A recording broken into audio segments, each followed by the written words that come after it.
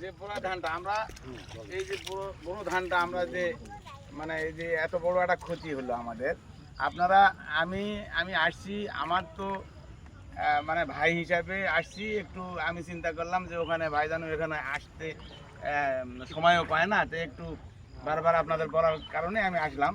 তবে বিষয়টা আপনারা আমি দেখলাম, যেটুকু দেখলাম প্রচুর ক্ষতি, আপনাদের প্রচুর ক্ষতি।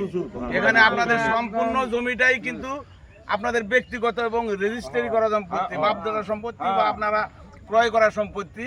সেখানে শুধু একটা কারণেই এই এই ক্ষতিটা বেশি, এই যে ব্রিজটা ভারতের বন্ধর ফলে এই ধরনের ক্ষতিটা হয়েছে। তো এই বিষয়গুলো নিয়ে আমি মানে মাননীয় মন্ত্রী মহোদয়কে আমি বলবো এবং আমার ভাইজানকে যতদূর বলা, এবং আমি ছবি দিব, বলার পরে আপনারা একটা কাজ করবেন, আপনারা প্রয়োজন হলে এই ওয়ার্ড ভিত্তিক একটা তালিকা করবেন সঠিকভাবে, কার কতটুকু সম্পদ আছে, কার কতটুকু সম্পত্তি আছে, জমির পরিমাণ ক্ষতি কতটুকু ক্ষতি হয়েছে, অ্যাকুরেট একটা হিসাব, মানে নাম, গ্রাম, বাবার নাম সব দিয়ে জমির পরিমাণে কতখানি, এরকম একটা আপনারা লিস্ট করবেন, বুঝছেন? লিস্ট করার পরে ওই লিস্টটা ওনাকে আমি দিব।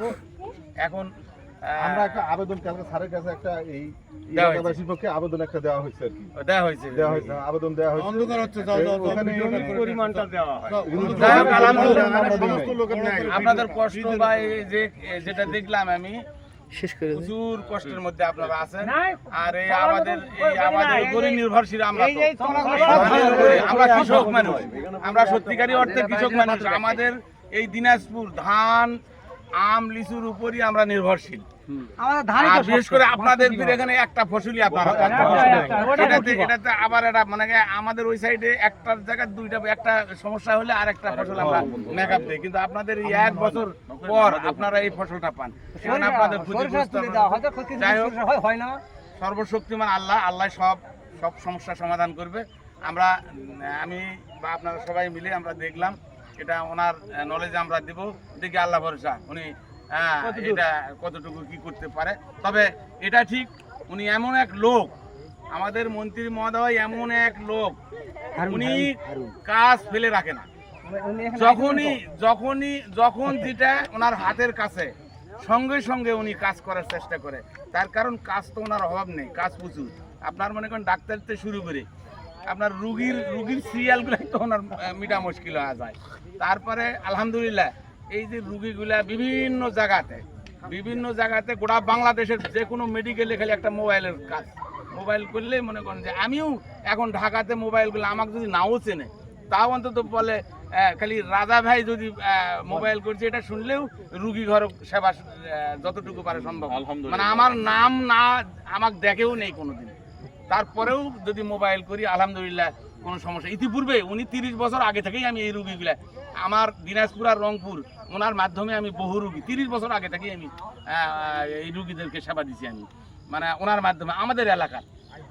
তো যাই হোক, শুধু রুগী কেন, যেটুকু এই আপনার মনে করেন যে এই দুই মাস বোধহয় পার হলো না, কতটুকু হলো, 2 মাস একটু পার হলো, এর মধ্যেই আমরা মসজিদ, মাদ্রাসা, আবার শ্মশান, তারপরে আপনার মন্দির, বিভিন্ন জায়গার উন্নতি। কয়েকদিন আগেই আবার 25টা আপনাদের কি বাড়িতে 25টা বরাদ্দ আসলো, এর আগে 26টা বরাদ্দ আসছে মসজিদ মন্দিরের। আর রাস্তাঘাট তো অলরেডি শুরু হয়ে গেছে আমাদের ওখানে, তো মনে করেন যে কয়েকদিনের মধ্যেই 12টা রাস্তা আমার নবাবগঞ্জেই উদ্বোধন করা হলো। ঘোড়াঘাটে আপনার 3-4টা উদ্বোধন করা হলো, মানে এই যে গত 2.5 মাসে আলহামদুলিল্লাহ উনি যেভাবে কাজ করছে, যেভাবে কাজ শুরু করেছে, ইনশাল্লাহ জনগণ, আমার বিশ্বাস এখনই যেটুকু বলতেছে, জনগণের মানে আশা বা প্রত্যাশা যেটা ছিল, সে আশাটা জনগণ মনে করতেছে যে আমরা এমন একটা লোক আমরা পাইছি আলহামদুলিল্লাহ, এনার মাধ্যমে আমরা আমাদের এলাকার উন্নয়ন, আমাদের ব্যক্তিগত, আমাদের ছেলে মেয়ে, রাস্তাঘাট সব উন্নয়ন পাবো ইনশাল্লাহ। এই সূত্রে আমি আসলাম, দেখি এটার ওনার যদি ক্ষমতা থাকে, আমার বিশ্বাস এটাতেও কিছু সহযোগিতা করবে ইনশাআল্লাহ। যাই হোক, আপনারা ভালো থাকেন, সুস্থ থাকেন।